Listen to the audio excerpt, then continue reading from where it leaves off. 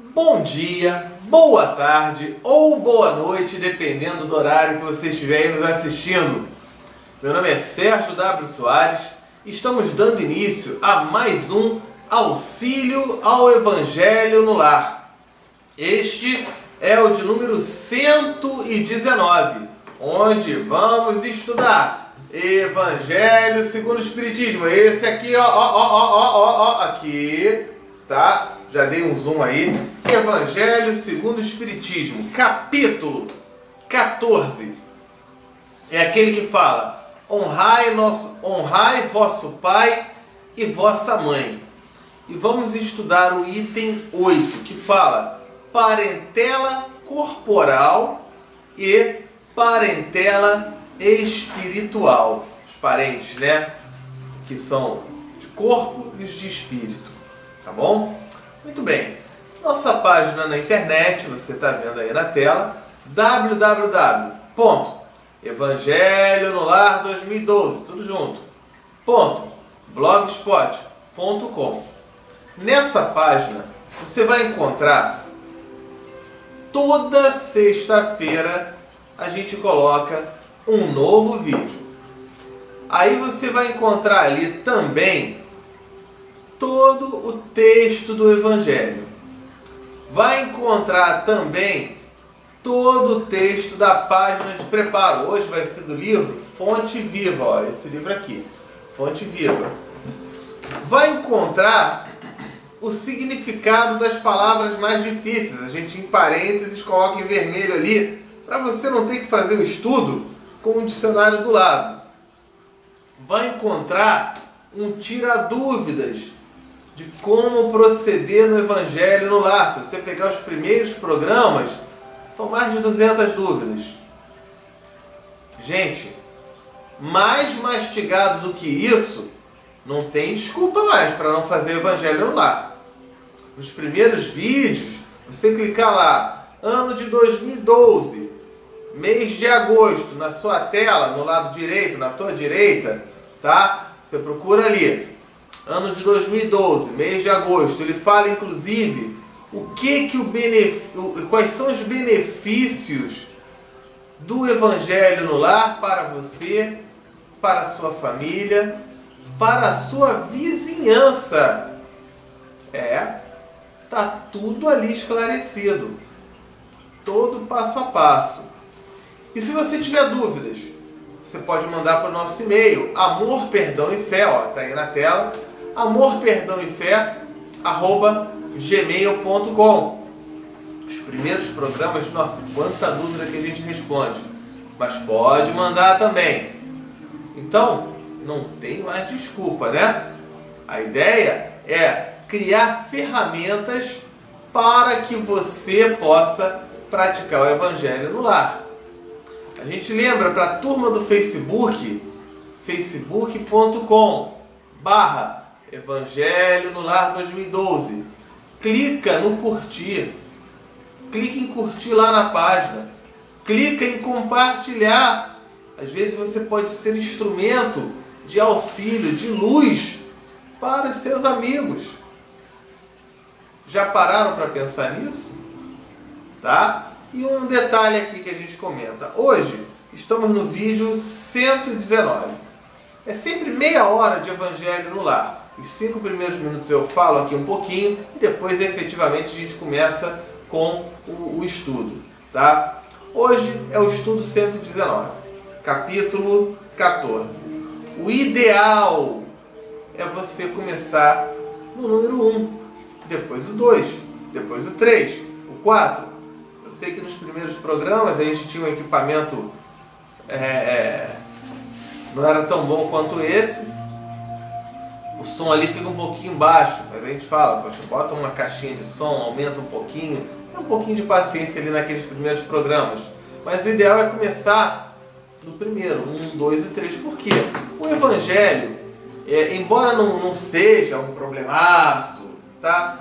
Mas o Evangelho, ele foi organizado por Kardec, tá? De uma forma didática, de uma forma que o capítulo 1 é importante para eu entender melhor o capítulo 2, e o 3, e o 4, e assim vai, né? Mas se você preferir fazer ao acaso, também não tem problema. Eu falei só algo que é ideal, tá certo? Muito bem. Sendo assim, vamos dar início com a prece inicial, a prece de abertura.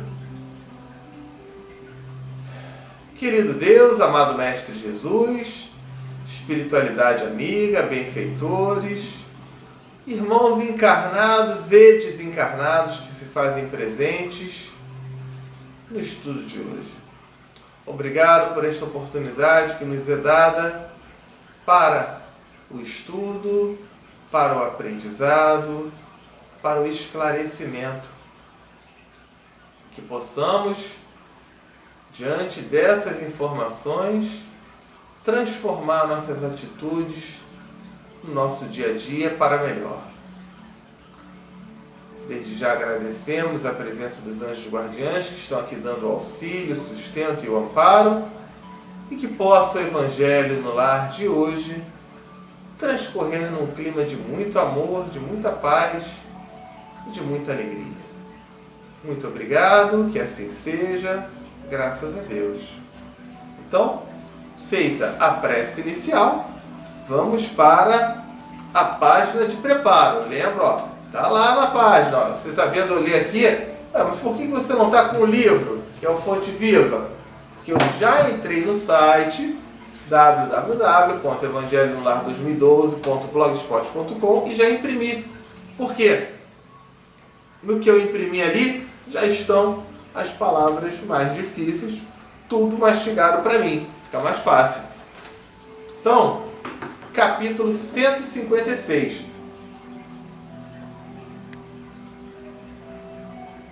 Parentes. É do livro Fonte Viva. O autor é o Espírito Emmanuel e quem psicografou foi o Chico Xavier. Ele começa com uma citação de Paulo que está anotada em 1 Timóteo, capítulo 5, versículo 8, que diz o seguinte: o que Paulo falou?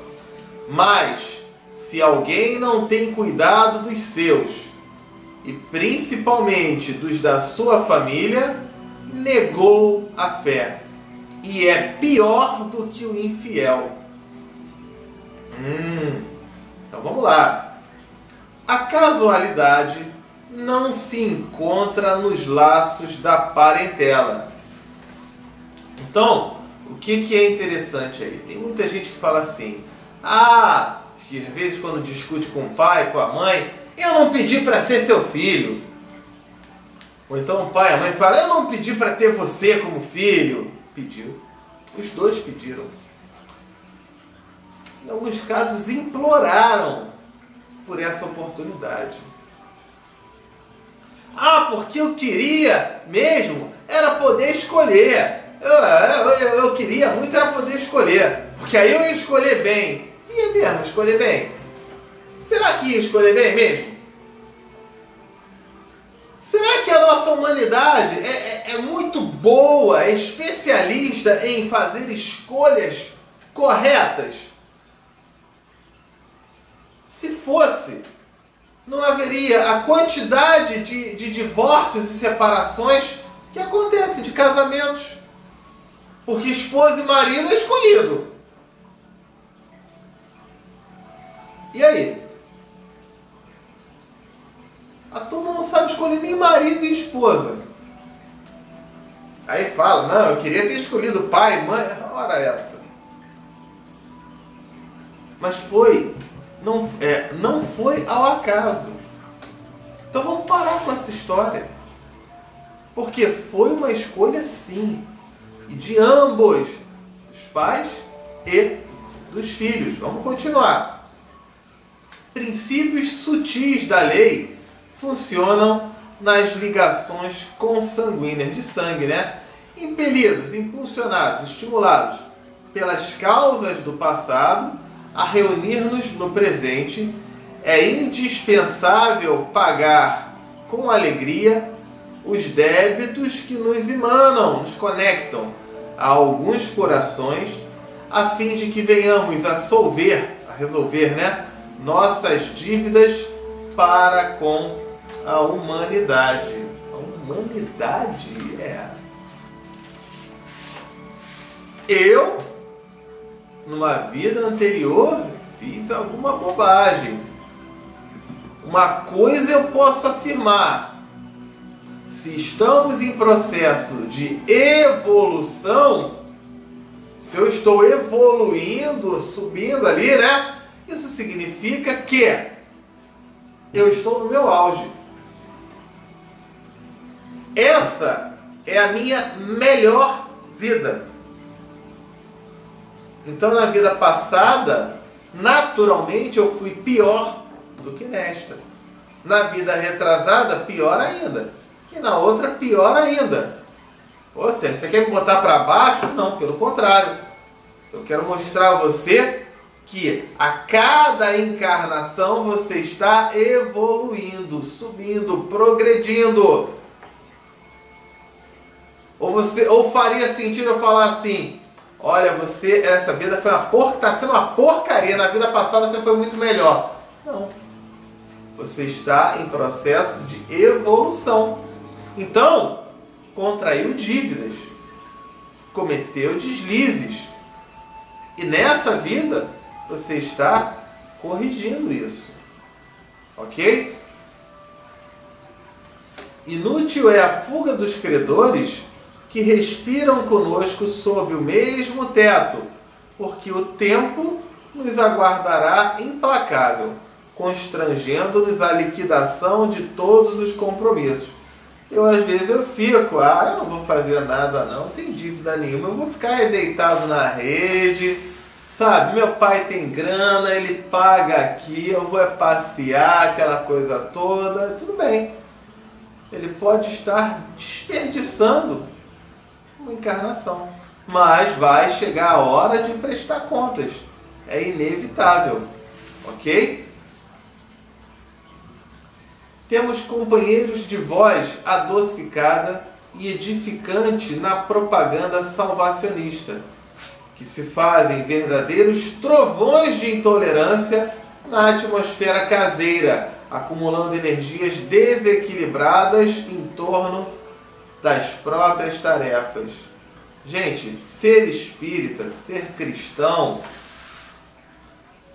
não é na hora que você vai na casa espírita, na hora que está no trabalho. Na casa espírita, então é mole, né? Todo mundo está ali com esse propósito.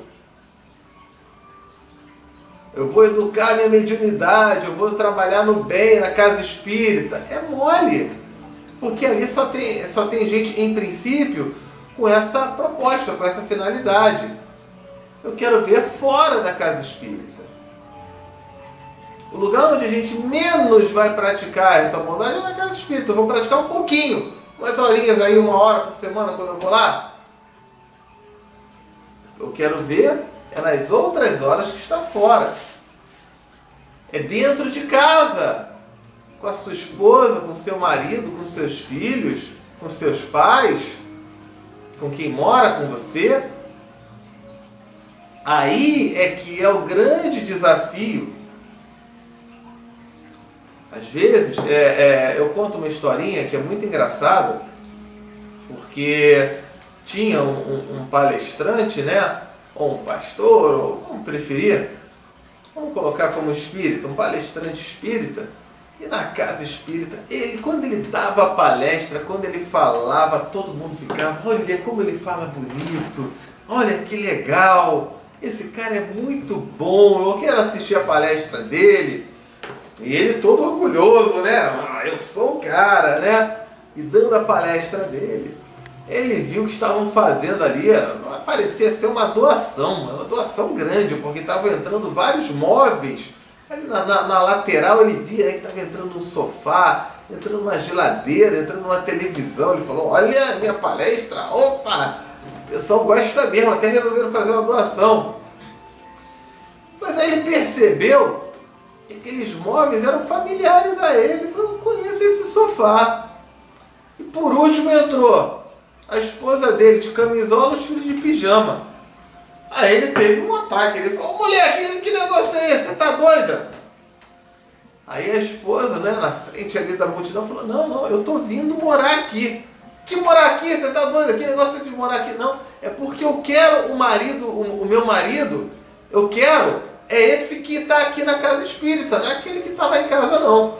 Porque o que está aqui na casa espírita, ele é atencioso, ele é sorridente, ele é tolerante, ele compreende o problema de todo mundo, ele tem sempre uma palavra amiga. O lá de casa, pô, ninguém aguenta mais. Olha o constrangimento, olha a situação. Então, o que está sendo dito aqui? Cadê? Primeiro lugar é em casa, né? É dentro de casa. Então, vamos lá, né? Sem dúvida, a equipe familiar no mundo nem sempre é um jardim de flores. Por vezes, é um espinheiro de preocupações e de angústias, reclamando-nos sacrifício. Contudo, embora necessitemos de firmeza nas atitudes para temperar a afetividade que nos é própria, jamais conseguiremos sanar as feridas do nosso ambiente particular com o chicote da violência ou o emplastro, a inutilidade do desleixo, né, do descaso, do abandono. Ah, deixa pra lá, isso não tem jeito não. Vamos continuar fazendo a nossa parte. Até porque, se der errado, você ter na tua consciência o que eu pude fazer, eu fiz.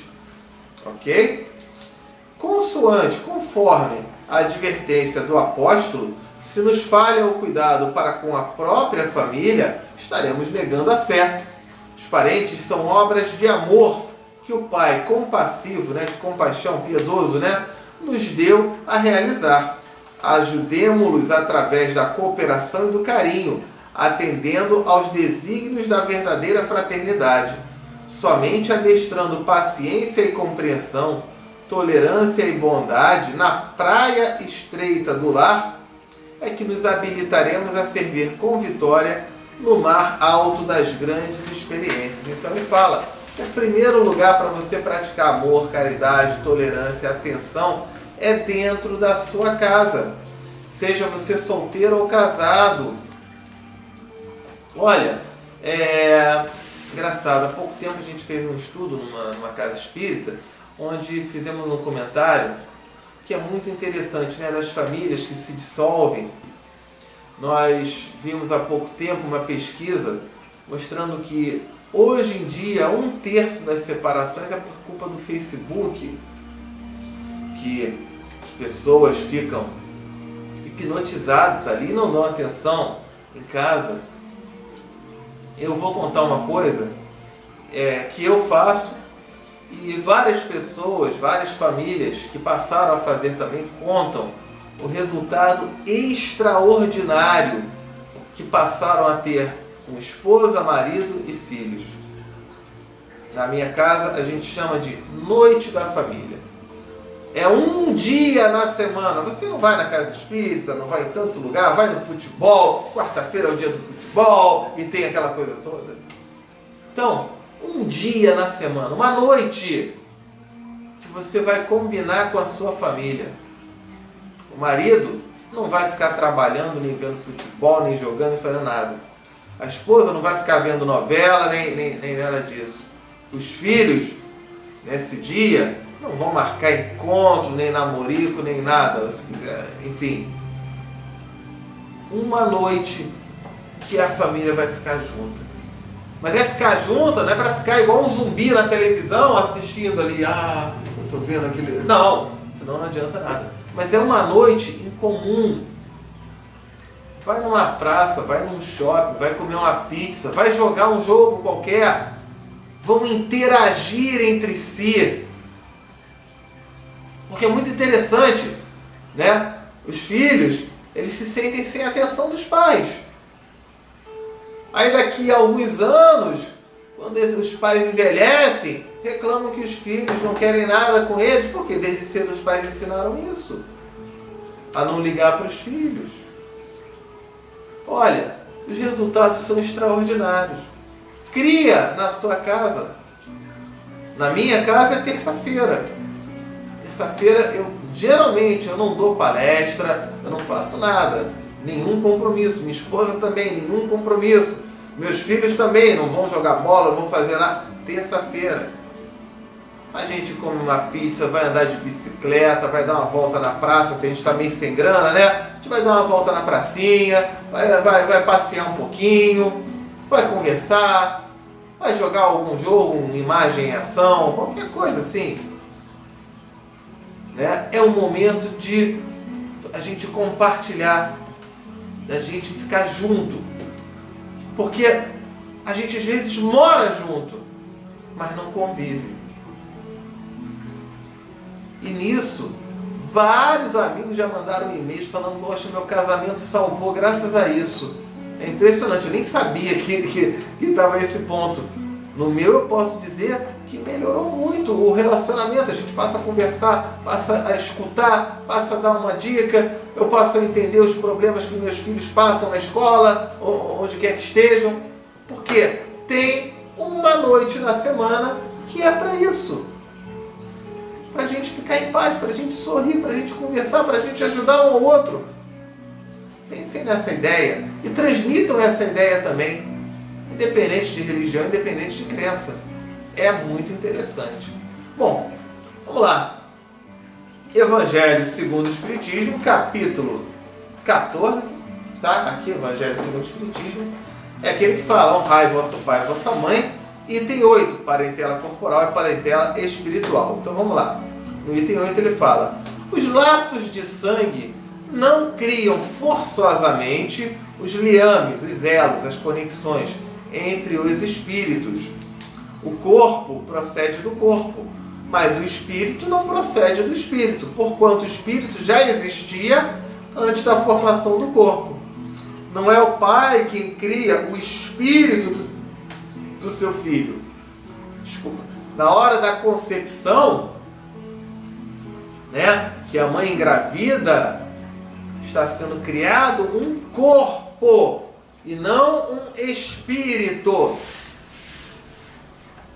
Deu para entender isso aí? Cadê? Não é o pai quem cria o espírito do seu filho. Ele não faz nada além do que ele fornecer o invólucro, o envoltório, né, corpóreo, é o corpo, cumprindo-lhe, no entanto, auxiliar o desenvolvimento intelectual e moral do filho para fazê-lo progredir. Nasceu aquela criança, eu vou procurar ajudar, fazer o melhor. E nem sempre essa afetividade, esse laço de sangue, né, ele vai criar essa conexão. O que eu quero dizer com isso? Eu posso ter como filho, como filha, um espírito compatível, muito amigo meu de uma vida passada, como posso ter também um espírito que a gente tinha atritos e combinamos. Vamos nascer como pai e filho, como mãe e filha, como preferir, para a gente poder, no convívio do dia a dia, resolver aparar nossas arestas, ficarmos amigos, parar com essa briguinha que acontecia. É uma oportunidade que ocorre. Os que encarnam numa família, sobretudo como parentes próximos, são, as mais das vezes, espíritos simpáticos. É muito comum, ligados por anteriores relações que se expressam por uma afeição recíproca na vida terrena. Mas também pode acontecer sejam completamente estranhos uns aos outros, esses espíritos, afastados entre si por antipatias igualmente anteriores que se traduzem na Terra por um mútuo antagonismo, uma rivalidade, né? Uma oposição, né? Que aí lhes serve de provação. Então, ó, muitas vezes a dificuldade, né, que ocorre em pais e filhos, ó, é um resgate mesmo, lá de trás. Ok? Então, e antes que alguém queira apontar o dedo na cara do filho ou da mãe, não, é resgate mesmo, que você é uma praga, né? Ter você como mãe é uma coisa, ter você como filho, antes de um querer apontar o dedo na cara do outro, vamos refletir. Peraí, eu quero que isso continue acontecendo? Deixa eu ficar em paz com essa pessoa. Deixa eu começar a trabalhar a amizade, o carinho, a afeição, para eu não ter mais atritos. Em vez de ficar acusando, vamos trabalhar para a gente conseguir melhorar isso, né? Esse relacionamento. Não são os da consanguinidade os verdadeiros laços de família, e sim os da simpatia e da comunhão de ideia, os quais prendem os espíritos antes, durante e depois de suas encarnações.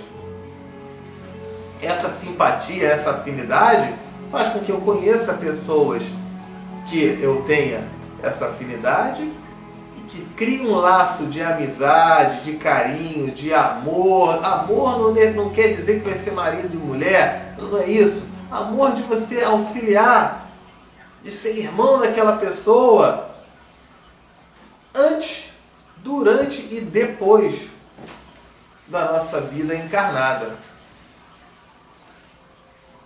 Segue-se que dois seres nascidos de pais diferentes podem ser mais irmãos pelo espírito do que se o fossem pelo sangue. Podem então atrair-se, buscar-se, sentir prazer quando juntos, ao passo que dois irmãos de sangue podem repelir-se, conforme observa todos os dias. Problema moral que só o Espiritismo poderia resolver pela pluralidade das existências. Às vezes eu tenho dois filhos criados da mesma forma, um é responsável, é ajuizado, e o outro toma um caminho todo complicado. Está aí. É justamente por isso que são espíritos, né, totalmente diferentes. E que tiveram aquela oportunidade. Aquele complicado, muitas vezes, ele teve a oportunidade de aprender um pouquinho, ainda não conseguiu tomar o rumo certo, tudo bem. Uma outra vida, talvez ele venha a conseguir, vai melhorar um pouquinho. Há, pois, duas espécies de famílias. As famílias pelos laços espirituais e as famílias pelos laços corporais. Duráveis, as primeiras se fortalecem pela purificação e se perpetuam no mundo dos espíritos através de várias migrações da alma. As segundas, frágeis como a matéria, se extinguem com o tempo e muitas vezes se dissolvem moralmente já na existência atual. Foi o que Jesus quis tornar compreensível, dizendo a seus discípulos: aqui estão minha mãe e meus irmãos, isto é, minha família, pelos laços do Espírito. Pois todo aquele que faz a vontade de meu Pai, que está nos céus, é meu irmão, minha irmã e minha mãe. Então Jesus esclareceu isso. A hostilidade que lhe moviam seus irmãos se acha claramente expressa em a narração de São Marcos, que diz terem eles o propósito de se apoderarem do Mestre sob o pretexto de que este perderá o espírito. Informado da chegada deles, conhecendo os sentimentos que nutriam a seu respeito, era natural que Jesus dissesse, referindo-se a seus discípulos do ponto de vista espiritual: eis aqui meus verdadeiros irmãos. Embora na companhia daqueles estivesse sua mãe, ele generalizou o ensino de que maneira? De maneira alguma implica haja pretendido declarar que sua mãe, segundo o corpo, nada lhe era como espírito, que só indiferença lhe merecia. Provou suficientemente o contrário em várias outras circunstâncias. Então, completando o estudo da semana passada, né, Jesus fez o quê? Quando ele estava falando com a multidão, né, e a mãe dele estava lá atrás. Falaram: cadê sua mãe? Quem é a sua mãe? Olha ela lá atrás, por que ela não está aqui no lugar privilegiado? E aí ele falou: ela está lá. Quem é minha mãe? Quem são meus irmãos? Todos vocês são meus irmãos. Ela está minha mãe. Nessa vida eu estou pai da minha filha e do meu filho. Eu estou marido da minha esposa. Mas numa outra encarnação eu posso estar colega, primo, vizinho, filho, mãe, pai. Posso estar uma outra condição. Por quê? É a afinidade. Todos aqueles que estavam ali ouvindo Jesus eram espíritos afins, que tinham essa afinidade. São irmãos. E mesmo os que não têm essa afinidade também são irmãos, mas ainda vai levar um tempo até criar esse laço de afinidade, os laços do amor. Deu para entender aí? Tá ok? Muito bem. Tendo dito isso, chegou a hora daquela prece que a gente vai fazer a vibração, né? Pelas pessoas amigas encarnadas ou desencarnadas. Então, eu começo a prece. Quando eu disser pausou, você pausa aí. Mencione o nome de todas as pessoas, encarnadas ou desencarnadas, que vocês desejam tudo de bom, tudo de melhor. Depois solta o pause para fluidificação da água, ok? Então vamos lá. Querido Deus, amado Mestre Jesus, benfeitores e espiritualidade amiga, viemos neste instante pedir para que cada irmãozinho ou irmãzinha, encarnado ou desencarnado, que vier a ter o nome aqui citado, possa receber tudo de bom, tudo de melhor, toda ajuda, todo auxílio que lhes forem possíveis. Muito obrigado, que assim seja, graças a Deus. Pausou?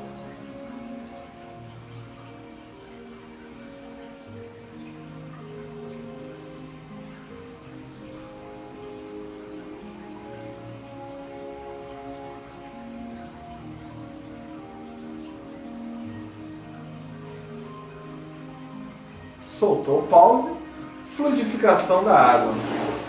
Programa Minutos de Espiritismo. Tá aí, ó, o site, tá? O número 23. Água fluidificada, o que é e como funciona. Você entrando ali, você vai entender o que acontece com a fluidificação da água. Ele tem ali um estudo e mostrando a parte científica. Um cientista japonês chamado Masaru Emoto, ele fotografa as moléculas da água.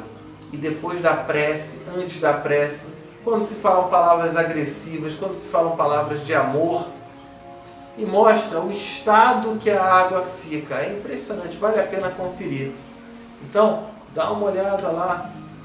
Aí você vai começar a entender, caramba, isso já era dito lá atrás. Mas o Espiritismo é justamente isso. Ele é filosofia, ele é religião e ele é ciência. E tudo aquilo que a religião e a filosofia informam, mais tarde a ciência vem e comprova. Mas, quando a ciência provar algo que esteja diferente do que está escrito na parte religiosa e filosófica, vai prevalecer a ciência. Então, consta lá, né? Vale a pena conferir, é muito interessante. Vamos então fazer a fluidificação. Eu não vou botar o cotovelo aqui não, boto aqui as mãos. Algumas pessoas sentem a energia sair pelos dedos, outras sentem pela palma. Então quem sente pela palma faz assim, quem sente pelos dedos faz assim. Sérgio, eu não sinto nada, faz então da maneira que você achar melhor, sem problema nenhum. Então vamos lá. Querido Deus, amado Mestre Jesus, benfeitores e espiritualidade amiga que aqui se encontra, viemos neste instante rogar-lhes, pedir-lhes para que possa esta água, neste momento, receber os melhores fluidos, as melhores energias, as melhores vibrações, de forma que ao contato dela com nossos organismos, possa vir a nos proporcionar tudo aquilo de bom, tudo aquilo de importante, tudo aquilo de necessário a cada um de nós. Muito obrigado, que assim seja, graças a Deus. Então, fez aqui a fluidificação, às vezes você ainda sente sair um pouquinho de energia, pode ficar um pouquinho, depois tirar, não tem problema nenhum. Então, eu vou beber minha água aqui, ó.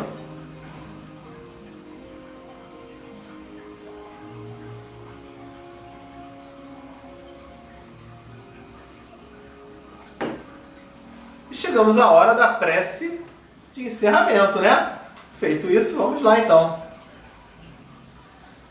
Querido Deus, amado Mestre Jesus, benfeitores, espiritualidade amiga, que se fez presente no estudo de hoje, obrigado por esta oportunidade de aprendizado, de conhecimento, de reflexão. E que possamos, diante desses ensinamentos, modificar nossas ações para melhor, valorizar um pouco mais nossos familiares, nossos pais, nossos filhos, nossos irmãos. Agradecemos ao auxílio que podemos receber e que possa a gente receber toda a proteção e auxílio que nos forem possíveis durante essa semana, seja por nosso merecimento ou pela misericórdia de Deus, que nossa conexão ao nosso guia espiritual se faça mais forte, para que consigamos captar com mais facilidade suas boas orientações que nos conduzam ao progresso moral e à evolução espiritual. Que possam os sentimentos do amor, da fé, do perdão, da caridade, do auxílio, da paz, da paciência, da alegria, da tolerância se fazerem cada vez mais presentes em nossos corações, em nossas atitudes, dando-nos a chance de sermos verdadeiros instrumentos de Deus a cada vez que pudermos praticar alguns desses valores com nossos semelhantes. Muito obrigado mais uma vez. Que possamos estar aqui na próxima semana para mais um estudo, que assim seja, graças a Deus. Então, tendo dito isso, feita essa prece, é hora de encerrar o estudo dessa semana, tá ok? A vocês todos, fiquem com Deus, tenham todos uma ótima semana, tá? E encontro marcado semana que vem, tá ok? Tchau, tchau!